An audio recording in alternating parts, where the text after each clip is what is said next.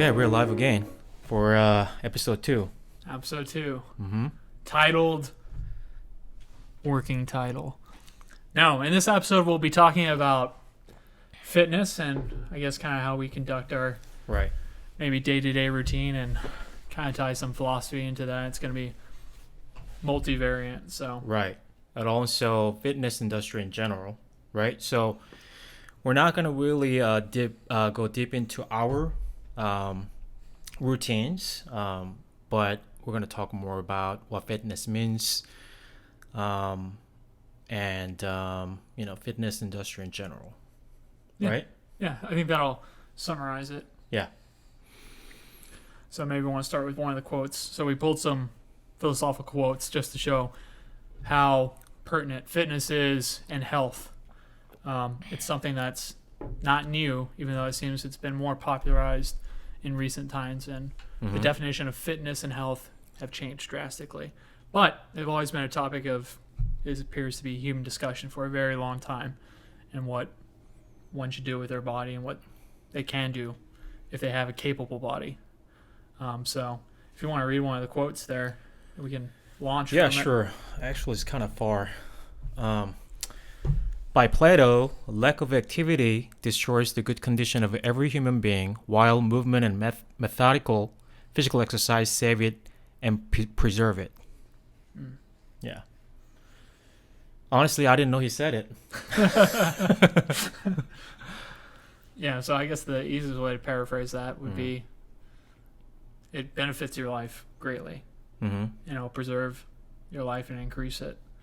I just want to read one more there from Socrates. So You wanna read it? Socrates was Plato's teacher. Right? So there's a lot of correlation here tied together. But it says, no man has to be right an amateur in the matter of physical training. It is a shame for a man to grow old without seeing the beauty and strength of which his body is capable. Now, Socrates who said that. So one of the things you instantly will grab from this is probably being like, oh yeah, I should be fit. It's good to be in shape. But without understanding the historical context why a philosopher would want to be in shape or be fit. The reason he was saying this is for men specifically, women as well as could apply, but to be ready for battle, because the expectation was, Right. oh, you're going to be invaded by a country.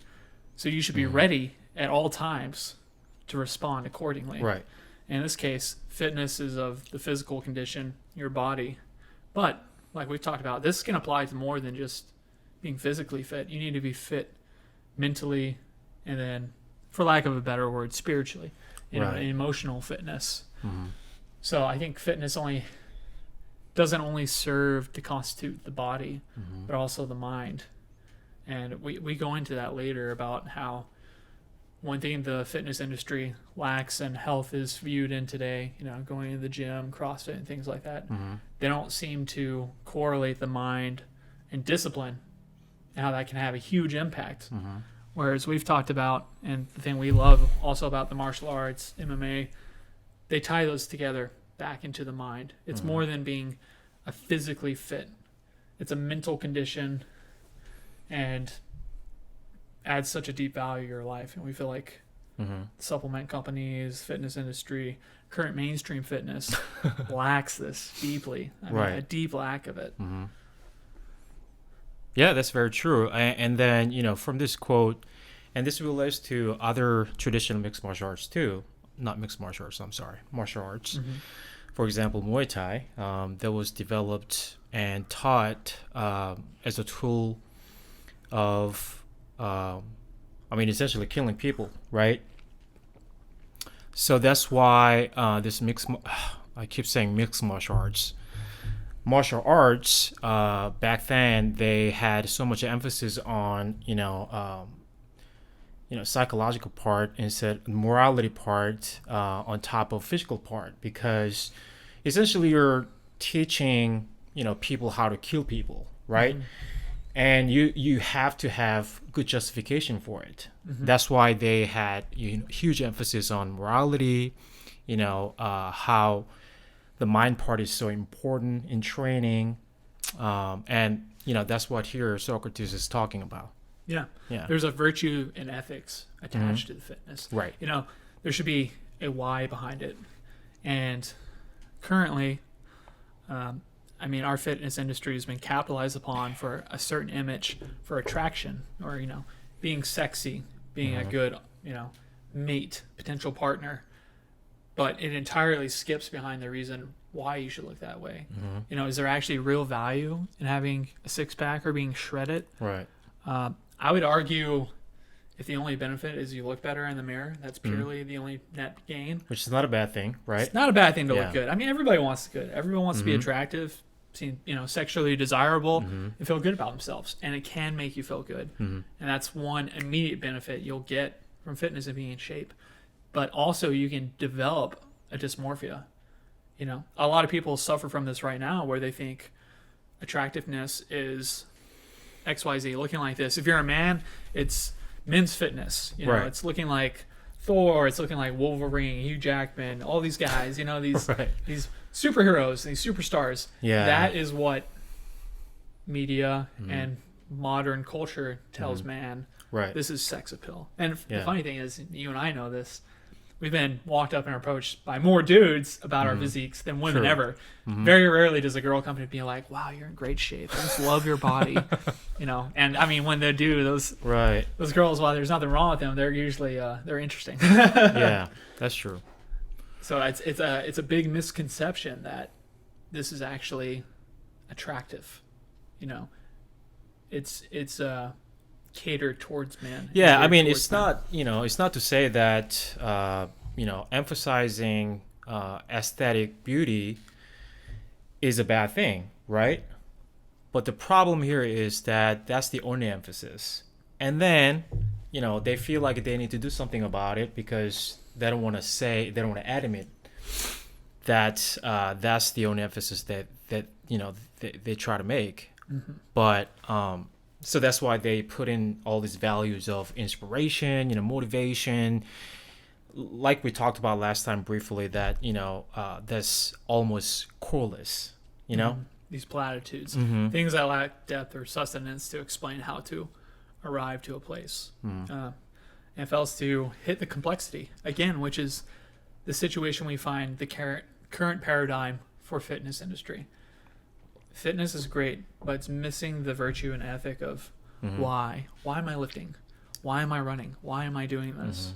You know, is it only purely for just a physical health, a physical appearance, or can I pull out something deeper, something that may resonate beyond my physical appearance or even my ability to perform? You know, there's an element that you can gain from fitness of falling in love with the struggle, you know, falling in love with the discomfort that when you find it in the fitness area, you can apply it to other areas of your life. And you'll see there's kind of this subtle undertone to every area of life that can have this application, that fitness can help train you, but there's still little emphasis put on the mind. It's purely put on the immediate, what you can see, rather than how you feel, how you perform. You know, why am I doing this in the first place? Like, I think that's why a lot of people have a hard time sticking with a program. Yeah, absolutely. Whether it's diet or whether it's a workout routine. Yeah. Because you think like, oh, I'm just doing this to look better. Yeah. And I already got, you know, maybe a girlfriend, a partner, a boyfriend, whatever. What's the real benefit here? Right. Also, another part is that, you know, I mean, that is even better than just not having any purpose, right? Sure. I think, Sure. oh, I just want to look better. That's way better than not having any purpose. But a lot of people, I can't really put a number to it, but a lot of people just do it because other people do it, right? This is where I wanted to talk about, you know, the idea of totalitarianism. We talked about this before. Written by Herbert Marcuse in 1964. He was German. What was his profession exactly? I forgot. But he talks about basically not the fascist government in Italy or Nazi regime in Germany or totalitarian, but also this advanced society is also totalitarian. And this is coming from the guy who was in, you know, Germany at the time, and, you know, during World War II, he came to the States, became a citizen, and he basically argues that under this umbrella of consumerist and technological capitalism, it controls our desire and need, right? And they feed this desire to one, right? And that's why he argues that it is almost impossible to be completely free and therefore making changes. Yeah. Right? Yeah, because this fitness routine and regime here falls under an umbrella, essentially, right? They assign the value of what healthiness looks like, what attractiveness looks like.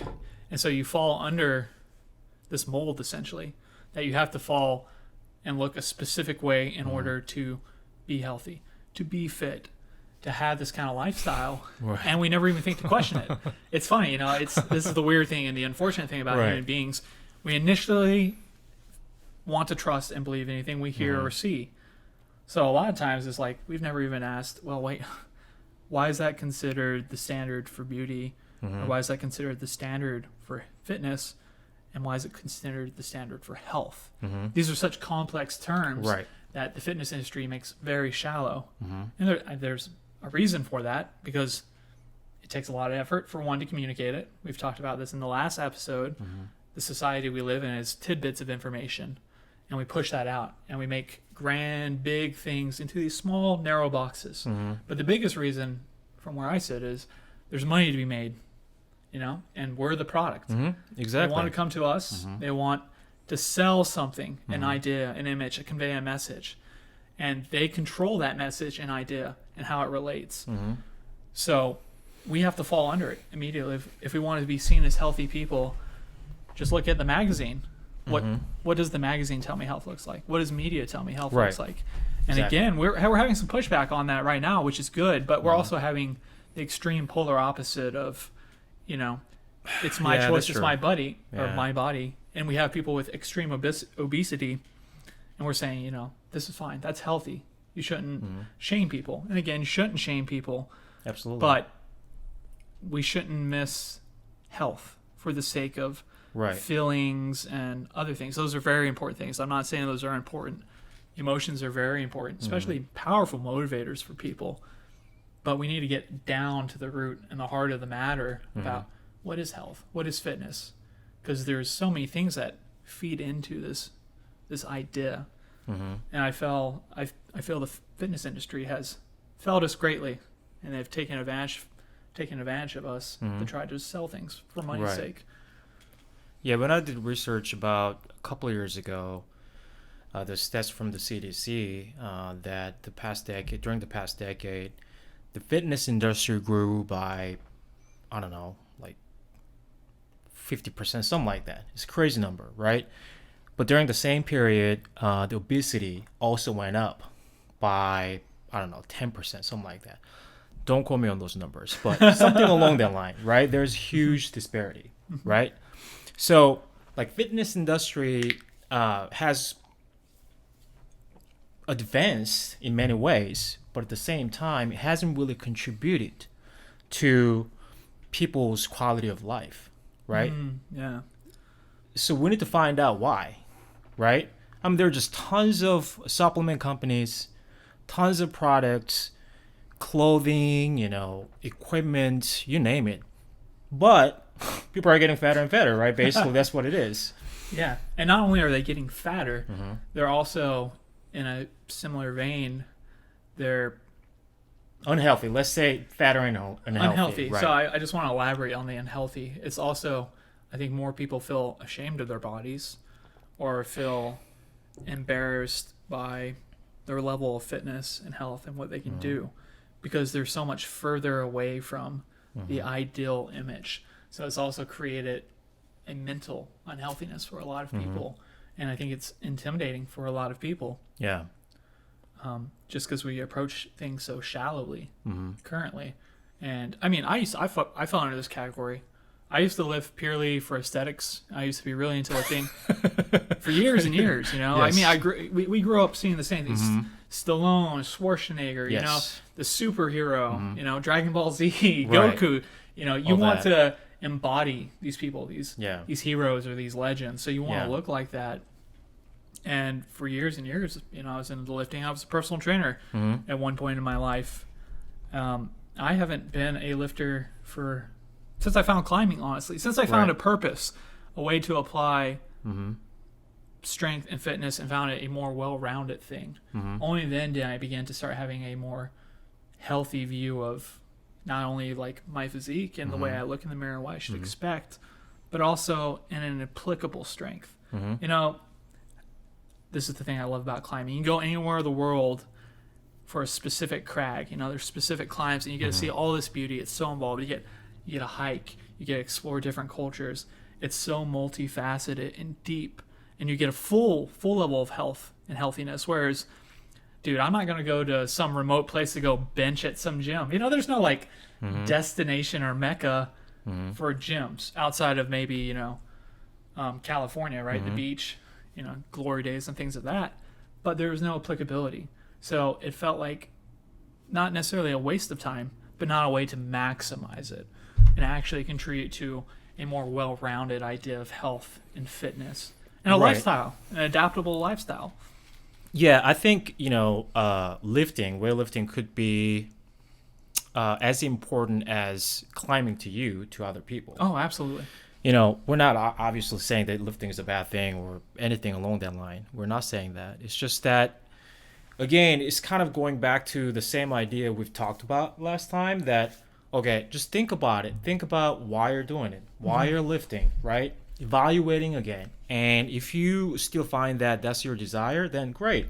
You have purpose now. You know why, right? I think that's important. But just don't follow the crowd. Just don't follow the trend, just because it's there for you. Like people say that, it's a lifestyle. Like, what does that mean? Why are you doing it, right? Yeah. And also, how could something be a lifestyle if it's only the 1 hour you're at the gym? Yeah. What is that? That's your life? That's it?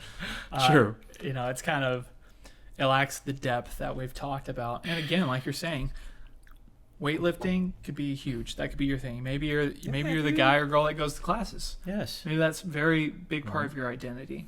But again, maybe you've assumed the identity that the fitness industry and the current cultural norm has thrust upon you.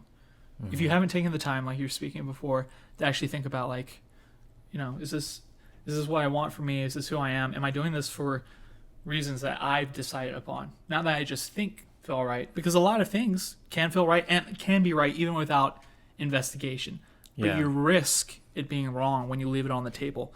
You're basically trusting it to the fitness industry or wherever you get your idea of health and fitness to be the one to say, yes, you're healthy, you're fit because you're doing X, Y, Z. And you might just be missing out. Right. Just think about it for a moment, right? Like, am I really doing this because of my desire? I mean, right? We talked about Herbert Marcuse. He used this term, blissful slave, right? You don't even know why you're doing it. You're just doing it because you're told to. I mean, not directly you should do this, but those creative values and desires are presented to you. And now you feel like you have to, right? I like the word investigate, right? We've talked about it yesterday, actually, from the Book of Five Rings by Miyamoto Musashi. He said that throughout the book, investigate this thoroughly. Teaching that it gives is not going to be just yours by reading it. You have to investigate. You have to contemplate. You have to think about it, process it, make it your own by doing so. Absolutely, it's similar to Nietzsche says. Paraphrasing here, but careful when you look upon dark things because they might have an impact upon you. I believe the quote goes something along the line, he who stares into the abyss. Something careful about it looking back at you. I'll have to go back and correct that. But essentially, whatever you examine and put yourself against and wrestle with these ideas and think about, they also merge with you in some way, right? And this process that you're referring to, examining it thoroughly, it doesn't happen overnight. Some things, they can happen overnight. Right. But this is something you revisit. It could be daily, it could be monthly, it could be yearly, that you come into contact with it. And based on the experiences you've had during these times, your intermissions, you arrive to a newer, deeper concept that's very personal and can be very different from other people.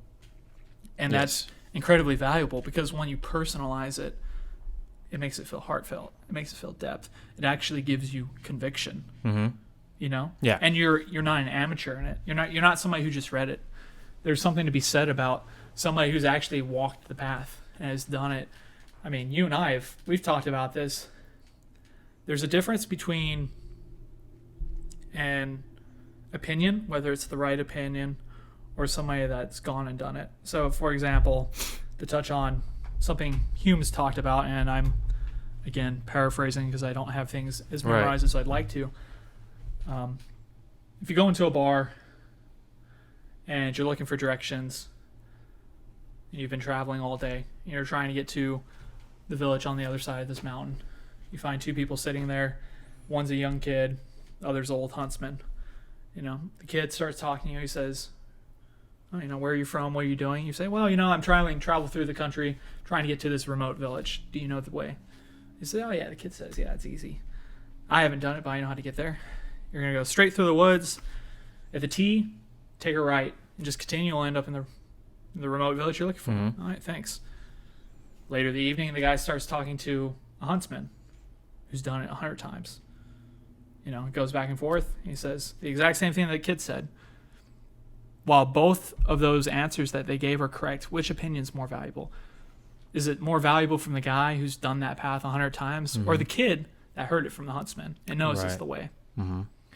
So even though you can have the same answer, how you arrive to the answer is just as valuable. Oh, of course, yeah. And I want to give credit to that analogy also to philosophize this. Stephen West, he goes into detail about that, and that's kind of where I'm pulling the analogy from and rearranged it a bit. He does it more beautifully. But there's a deep value in the path to arrive to the conclusion. And I would argue personally, I think the path is more important than the conclusion itself. Yeah, because there's a lot of things that can happen during the process, right? And well, on the surface, simply, in that case, the huntsman's answer is more valuable because it's verified. Yeah. I mean, that's simple that's the case. But also, on the other side of that talk is that, like you said, the outcome is important, but also the journey itself is important. I mean, this is so cliche, I feel like, you know, because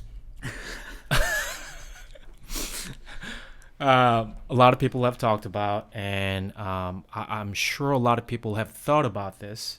Journey is important, right? I know, it's almost like one of those live, laugh, love things you'd be seeing hang up on a wall somewhere. The journey's more important than the destination.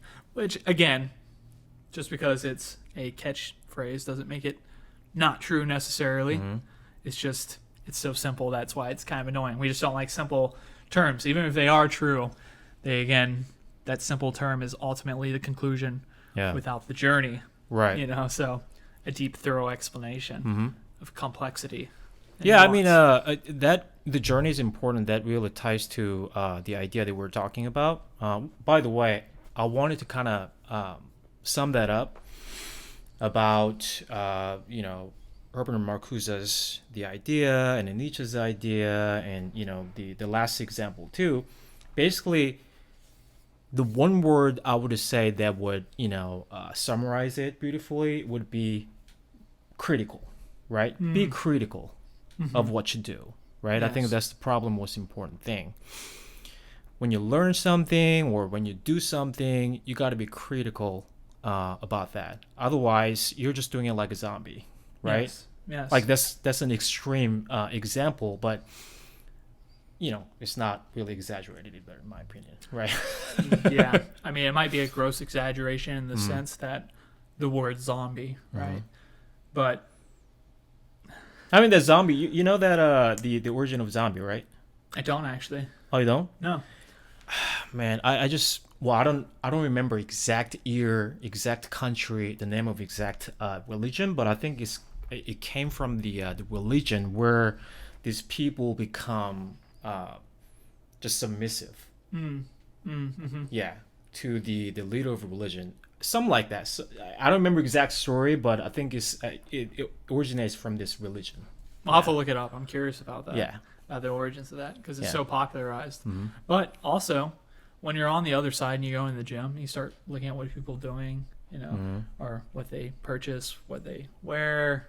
You kind of see like, oh wow, yeah, they're a zombie, or they're going through the motions, or I mean, you even talk to some people about it. I mean, we get approached constantly about fitness and what we do for our health and our bodies, and I always say, I like to jog occasionally because I know I can't and it's rude, Yes. because it's just silly. Like, I can't summarize everything, but I also don't put a huge identity. My identity is not assumed in these things, or the way I look necessarily, or fitness. Like, we could be in an accident tomorrow, and we could be crippled. We could lose everything we have in the sense of our physical health, but we're still going to be fit people. We're still going to make choices about that, and the fitness is more than just a physical conditioning or a look for us. So it's just so hard to give an in-depth answer to somebody when they approach with that. And I know they have the kind intents, and they're being complimentary. They want to, like, for lack of a better term, like, pay homage, to be like, oh yeah, I see the work you've done. I'm curious. I want to know.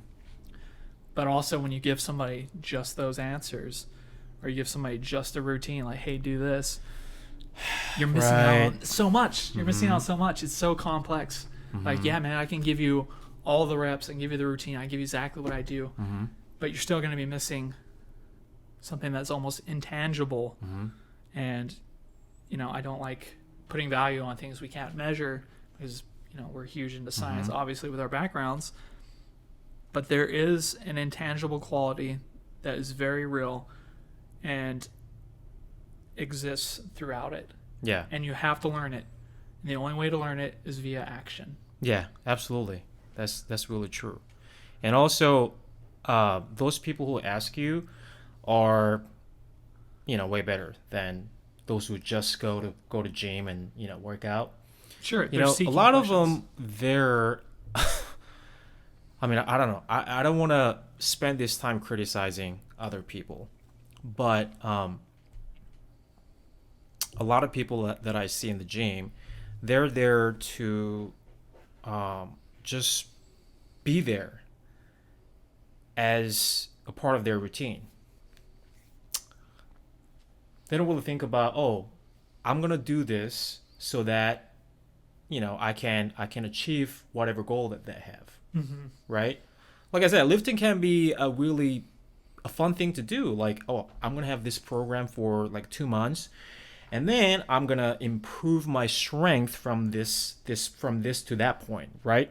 I mean, that's a fun thing to do, man. I mean, they look forward to going to the gym, but a lot of people just go there, just do the same thing they've been doing, right? Hey, man, somebody's got to do those half reps. And they're more interested in, I want to buy these shoes, man. These gym shoes are so cool. I want to buy these supplements, shaking their bottles. And I'm going to get jacked, bro. You see this guy on this thing? Right.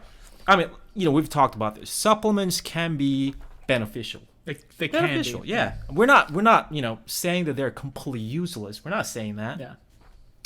But if you just focus on that without focusing on what is actually important, right? Which is purpose, like, it's almost useless. Even if you see the result, right? That won't be valuable to you. Yes. Because it's not going to last. It's not going to last. Yeah. It's like what Nietzsche said, right? Anybody that has a why can endure anyhow. Oh, yeah. Yeah. If you have a reason why you're aiming for something, it's one of my favorite aphorisms. You'll get through it. And again, it's a platitude, but it's so poignant. It hits the nail on the head. I mean, that's why we're here doing this. We have a why. We have a desire, and this is the how right now. As we fumble through certain aspects of it and suffer. We're on a journey right now, and fitness is a part of that, and health. But this, again, is in every avenue of our life. And again, I think it's why we've been. And again, there's people way more athletic than us. Oh, yeah. But, you're 40, I'm 30. Again, I just gotta keep reminding people you're old as shit. So that relatively speaking, compared Right. to the average adult in our age groups and our categories, we excel. We're above most people. But we don't. We're not sitting here counting out calories every day. Right. We're not stressed out about what we're eating. We're not giving 24/7 to this because we know what the requirement is through trial and effort and taking the journey and the steps. See, oh yeah, this is worth it. This isn't. So even for things like supplements, I've done almost every supplement years and years ago when I was a weightlifter. I remember that. Yeah. Yeah, and it's just I've realized. Your duffel bag full of. Yeah, hang on, bro. I gotta get these gains. Then you realize, oh wow, this actually doesn't have a large impact. Or you can go look at the studies, go look at double-blind placebos, realize that almost none of these supplements actually have that. There's not a lot of science behind it. Placebo is very real, though. Yeah. If you feel like something has an impact and a value and adds to your life, do it.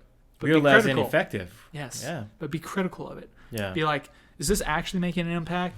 Or I think it's having an impact because, again, the guy selling to me is telling me, look, dude, you take this, you're going to get jacked. And I remember I used to always laugh. I'd ask the old guys, they were always built, like the really good in shape guys. They're 5 days a week. Hey, man, what do you do? What do you take? And they're like, man, I have coffee, maybe have an energy drink, but I just work out. I've just stayed consistent. I've done this for 20 years. And I always thought, like, oh, that's bullshit. There's no way. That's not what it is. But now I'm 30. I have people come up and ask me, hey, man, what's your routine? What do you do? Oh, I rock climb. I just live an active life. Yeah. I just live an active life for the most part. And that's it. There's, like, some things we do in our training routines, but they all have a progression. They all have a purpose. Exactly. Nothing is without purpose that we do. True. In regards to our fitness. And, that's why we do a lot of things, right? Because they all serve different purposes. And not just the purposes, but also has to do with your desire as well. For example, I like to lift, right? You recently started lifting with me. Loving just it, because loving it again, actually, though. But we do so to gain more strength. That's why we recently changed our routine to less reps and heavier weights, right? And also, that's for strength. We do hiking, for fun. Like I said, it's not all about purpose. It has purpose. More importantly, we love to do it. We just love it, right? Yeah. Climbing too. You've been climbing for many years. We started actually together, and then I quit because of an injury. Not because of other reason. But I just recently started again. I'm loving it. Crushing it too. Yeah, and like you said, climbing, we get to go outside. Hiking is involved. Get to see the beautiful sceneries. There's so much to it, and I love Muay Thai because that explosiveness. Actually, you do a lot of things with your body that you wouldn't do with, other sports. Well, I'm not criticizing any other sports here, but I just like the feeling of pushing myself when I'm like unable to breathe. It's like similar to sprinting when you can breathe. Almost like that. But the difference is that you have your opponent right in front of you. Yes. Trying to attack you. So I like that kind of feeling, being pushed. So that's why I do Muay Thai. But the point is, we have all, different purposes doing these different sports, but also we love to do it, So, again, we're not saying that you shouldn't go to gym, lifting, we're not saying that. Definitely not saying that. But try to reassess your routine and try to find out why you're doing it and how you're doing it, how the progression has been. And think about what you would, love to try, right? And try new stuff too. Otherwise, you're never going to find out what you love or what you, what can be potentially love of your, life, right? Absolutely. And it's amazing. I hear this from a lot of people, and I've definitely related it with it, but feeling like I don't have any passion or anything that like stands aside from other things that just speaks to me. And when I heard people that felt they were born with purpose or found it very early, I always thought like, man, that's amazing. I can't even imagine having purpose. Wow. Yeah. But it is possible. It's work though. Some people are born and they naturally know and they see it. and it's so obvious. But I think the vast majority of people feel aimless and without purpose. But the only way you can do that in a lot of ways is you have to create purpose. You have to create meaning. And there will be things that you do that speak to you more than other things that are more in line with you physiologically, spiritually, emotionally. And those things are the things you should pursue. Yeah. Because your love will grow deeper for them. Yeah. Yeah, I like that part where you said you can create your purpose. You know? Absolutely. We may have destiny, for sure. I'm just saying this because I don't believe in it, but I'm just saying this because I just can't... You can't remove it. Yeah. Yeah, you can't dismiss it. Right. But for a fact, I know that you can create your purpose, you know? Absolutely. And then, you know, doing so, you got to be really careful. Just don't, you know, write it down that you've seen before, or, you know, you feel like this is a great, even Socrates or Plato, whoever, right? Just don't take it, absorb it, and then try to make it yours, because that's not yours, because you never actually, you know, what's the word? Ruminate it, you know? Good word, yeah. So try to think about it carefully and with enough time, right? Yeah. Dwell on it. I know we live in a instant gratification culture and community currently with the advancement of technology and things of that nature. We miss the slow down, the breathe. And it's hard. I mean, most people work full-time jobs, you know, overtime. They have family. They have commitments and all these things that detract from it. But the shocking thing is, like, a lot of times less is more. And this applies to your workout routines. This applies to your relationships.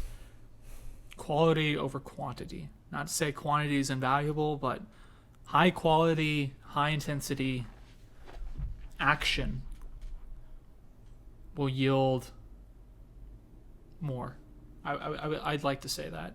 I can't say it 100%. That's been my experience. I think there's going to be studies that back that as well in varying avenues of your life. But, you know, when we go work out, when we go lift weights, it's an hour tops. Right. That's it. That's all we do for lifting. Without any bullshit, right? Yeah. I mean, it's high intensity. We're at it, right? We don't even listen to music. We're just going at it. No distraction. Focus. Yeah. But then again, you know, when we go climb, it's a different approach. That's going to be longer because our rest times need to be longer. Yeah. Or there's more discussion about movement and fluidity. But again, we try to be focused, purpose, intentful. And that's where you'll see a lot of progress because you learn your body adapts differently. When, like you were talking about with Musashi, you're engaging and you're wrestling with these concepts, examining it thoroughly, in and out, and eventually it becomes habit. So much to the point where the other way disgusts you. You feel like you're wasting your time. You're like, I don't understand. I don't want to be like that. You find it distasteful, you know, and it helps create purpose. Honestly, Yeah. It solidifies the mind. It's meditation. It's focus, and Which is also practice, which can get better. Yeah. You know? Yeah. That's another part. And another thing that I wanted to say about working out is that we don't listen to music because we don't need distraction. You know, I don't like distraction. You know, I like to focus on what I'm doing, you know, from A to Z. Otherwise, I can get hurt. You know, I can waste time. There are a lot of bad things about it. When I run too, like I don't listen to music. I like to focus on my, you know, state of my body. You know, otherwise I don't know what I'm doing. Yeah. Right. Like Musashi said, practice to the point. You know, I told you this is one of my favorite parts of the book. Practice. I mean, he says to practice throughout the book, but it's a mantra. Yeah, but also he says that practice to the point where your movement becomes completely free from the skills and techniques, right? I love that part. Yeah, it's good. Like we talked about this literally last night as we were sitting there over the table. It almost seems contradictory to remove thought from movement or to remove immovable mind. That's what he says. Yeah. Yeah, he speaks in a way which he says, if you're thinking about how you're going to respond, you've already lost the battle. Yeah.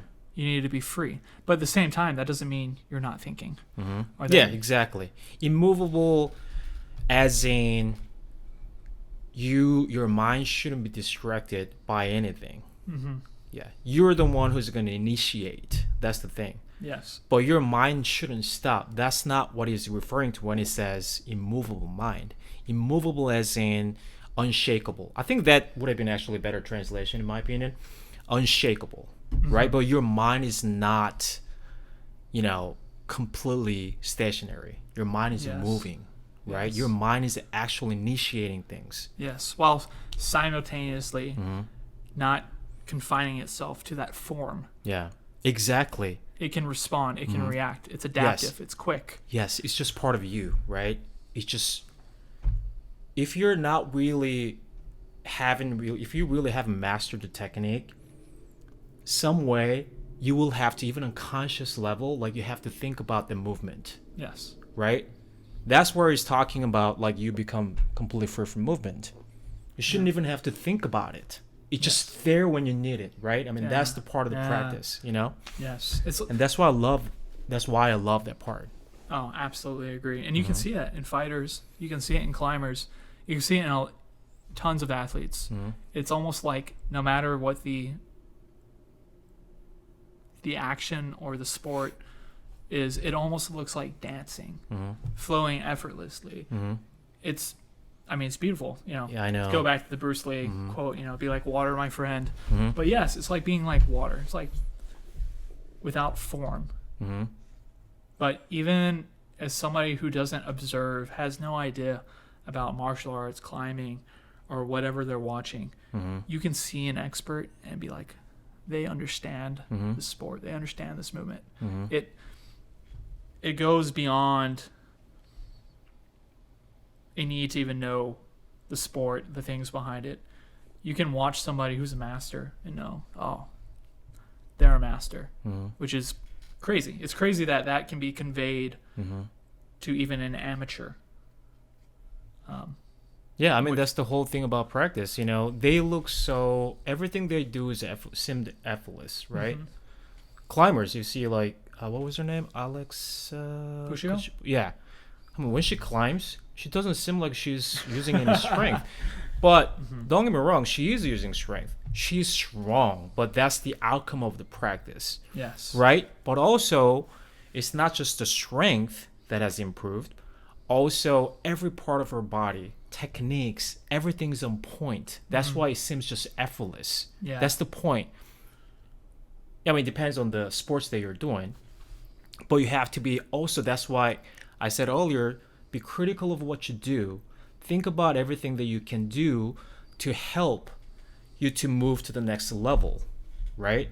It's not just simple strength. It's not about just simple technique. You have to be always thinking about what you're doing. Like small angles, small movements, everything to master that. You're absolutely right. And I think to speak to that is we can get into form when you work out that, you shouldn't just be trying to move the weight necessarily. Sometimes that's all you're trying to do, depending on what your style is. But I had a huge issue when I started working out, doing martial arts, where it was like, as long as I can execute, I wasn't necessarily worried about how it felt. I didn't have that mind-body connection, or as Arnold Schwarzenegger's about, that mind-muscle connection. When he talks about feeling the pump and feeling the movement. And it's extremely important. But unless you take the time to slow down and maybe throw off a little more weight, climb something a little easier, breathe, you're never going to be able to build the proper base or the foundation. And again, I think this is important to build a foundation for what health is, what fitness is, and what that looks like, and what it should look like. And that should come from a combination of action via working out, going for a run, hiking, whatever that is, but also reading things, read data, read information, read people that are passionate about these things, coaches, experts, to get a deeper understanding. And it'll make you appreciate it more and help you fall in love with it. And that can also show you maybe this isn't my passion. If you don't really enjoy reading about it and things like that, maybe it's not Yeah. very enjoyable for you. That's a good indication actually that as you go deeper, I mean, when you start something new at first, like yeah, it's fun, of course, it's something new to you, right? But as you progress, passing a certain level, like you said, you kind of can feel that whether or not this is your thing, right? Because you're not Absolutely. enjoying it. Because as you go deeper and progress, things become harder. There are more things to learn, right? So that's where you can kind of judge whether or not you can commit more to this sport or whatever you're doing. No, absolutely. Yeah. It's without a doubt extremely valuable because when Yeah. you love something, you want to give it. Right. It's effortless in that sense. Right. You want to show up. I mean, how many times, man, have we gotten off work, been mad, exhausted, can't wait to go to the gym though. Doesn't matter. Yeah. Second I'm there, I'm awake. I'm Yeah. alive. True. And then there's this fine line between simple hardships and lack of desire. So you got to be careful there too. Just because when I was saying that as you progress, things could get harder, and you may feel like you don't want to do this anymore. That could be just temporary, Yeah. and just hardships that you don't know how to tackle. But when you're there, be careful not to be confused between the hardships and lack of desire. You No, may have that, but it's just you may not have that skills and knowledge enough to overcome that hardships. And that's Absolutely. part of the training too, by the way. You have to overcome those hardships to become better. Absolutely.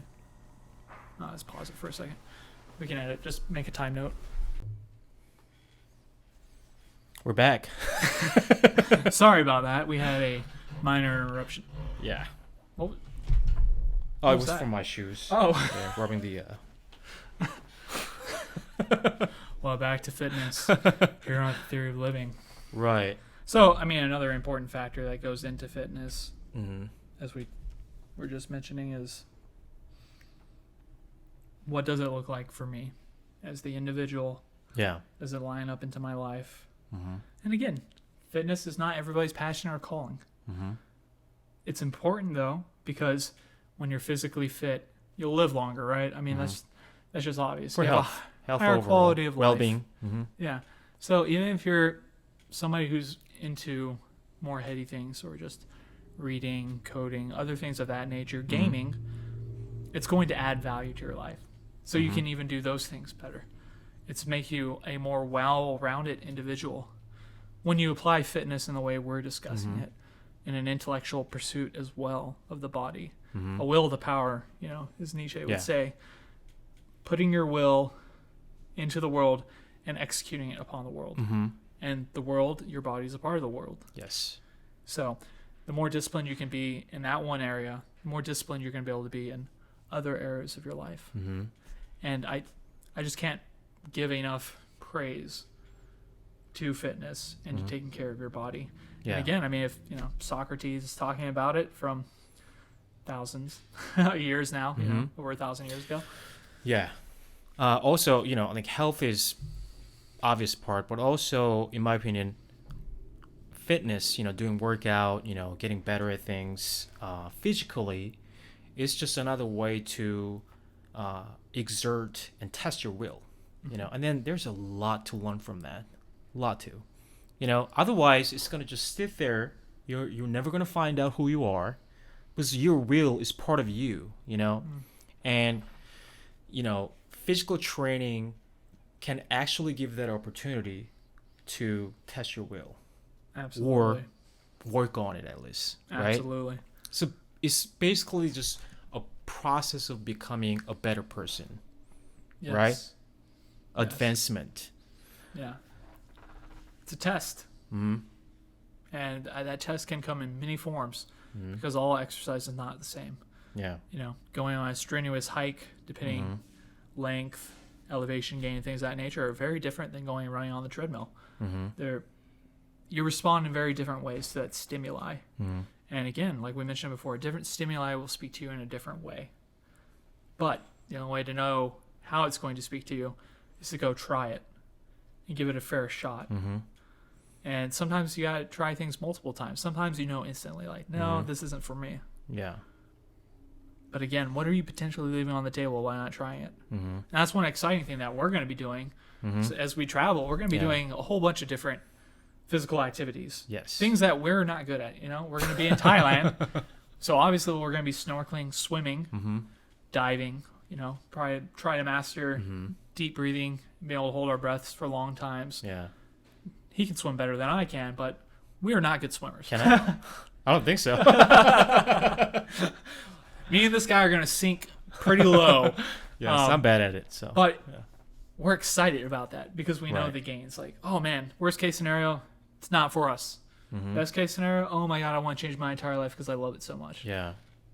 Wow, how cool. That Yeah. I mean, partially too that I love the feeling. Not a lot of people do because, I mean, not because. I do because I've been in the situation a lot. And then I know what that brings to me, you know, what I can gain from it. So I like that uncomfortable feelings, you know. That's why I like traveling alone too sometimes. I just go there, like to be a stranger, that nobody knows me. Well, they may think that I'm just local, but I know that I'm a stranger there. You're telling me the people in Paris thought you were a local? Look at you, dude. People even here don't think you're there are local. a lot of agents there. But, you know, that's why I like to try new things, even in sports too. That I like to try new things because it makes me feel uncomfortable, you know. And then it just gives me the chance to bring out more things from inside. I like the feeling, and that's a sign of growth, man. Absolutely. Yeah, because I'm like, there are things that you don't even know sometimes that exists right inside you, and that's the best part of it. I'm just figuring out more about myself, you know, and challenging myself. Yeah. There's nothing quite like knowing you're capable. And I think, again, you only get that through going through being incapable and developing capability. Yeah. That's why it feels good for you to travel alone. You know you're going to figure out. You know you're okay. Yes. You know, even though if you're uncomfortable, Yeah, even, you know, things especially might be... these days, come on. You have your phone. Nothing to worry about, Yeah, really. you know, Other than short of going to the criminals, Amazon, you know, or some very remote places or very dangerous places, for the most part, you're capable and you can survive. Yeah. And as you get more experience, you feel more confident. And that, again, spreads to other areas of your life. You know, that confidence. People see that and they can sense it. And you'll hear it all the time. You know, you want to be a more attractive person, be confident. Give an air of confidence. But you can't fake confidence. Honestly, some people say you can, and there's definitely a level of being like feeling confident and leaning into your confident, but you can only get confidence and competency through struggle and being inconfident and being incompetent. And you have to take those efforts to bridge that gap. And I mean, just feeling capable is, as a human being, you know, man or woman, is just so freeing. Yeah. You're no longer bound by necessarily people's social expectation of you, or if you work for a job, a boss that mistreats you, or coworkers that mistreat you. You can speak up. You're like, no, I'm more valuable than that. I refuse to be treated that way. Not that you have to be in conflict with these individuals, but you realize, I'm going to remove myself from this situation. I can do better. I can find better. Right. Which led to us in this situation. We're like, you know, we're capable of more. We're competent enough to know, let's step out. But again, that took years for us to get to this point where we're here now, finally. It was a journey, you know, so you guys are witnessing the start of this journey, but also the end of another journey leading into competency. And we still aren't competent in this. We're still new to podcasting. We're still new to everything we're doing. The still vlogging. nervous, right? Yeah, I mean, still putting ourselves out there and trying to make it work. We want something to happen, to come of this. Yeah. But that's why we also love this. We're enjoying this. You know, Yes. It's like, oh man, this is weird. You know, turn on the mics. Oh, here we go again. Like, What are we doing? Like, I think that's an exciting thing, and you know, I think we're getting close to wrapping up here now. But I want to just give a thank you to everybody that's already given us your feedback, and truly appreciate it. And again, if there's anything we can do that would add value to your life, or conversations you'd like to hear or see. We're multifaceted individuals that love talking about a lot of different things. And if we don't have a knowledge on it, we're not going to come here and bullshit you. Well, we'll let you know. Yeah. Again, like a lot of things we share aren't even necessarily our own thoughts. They're things we've read, we've processed, we digest it, and we're now, for lack of a better term, regurgitating them in a way. They've been filtered through us and our life experience to hopefully add value to yours. So we'd love to hear your feedback as well, so we can then filter it in another way, and we can change and we can work together on this, this theory of living.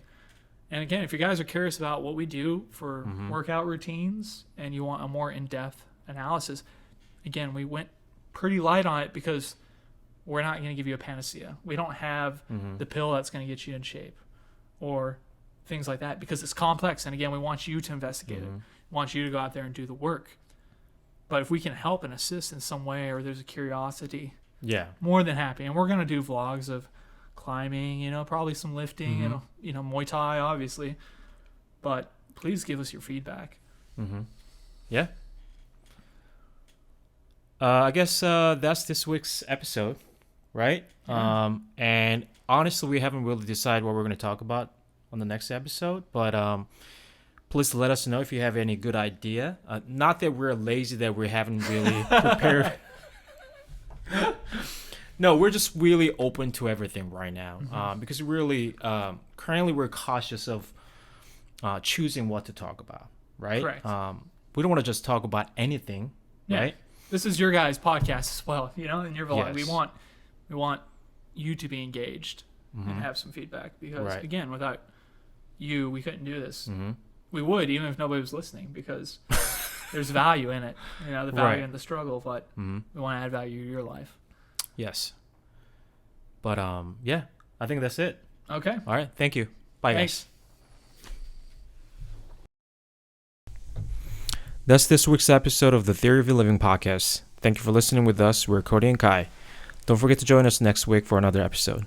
And if you'd like to help support us, we have a Patreon page where you can subscribe for exclusive content. Also, please share with others who you think may find value in our discussion. Leave a rating, a review, and please subscribe to the podcast and the YouTube. Thank you again. See you later.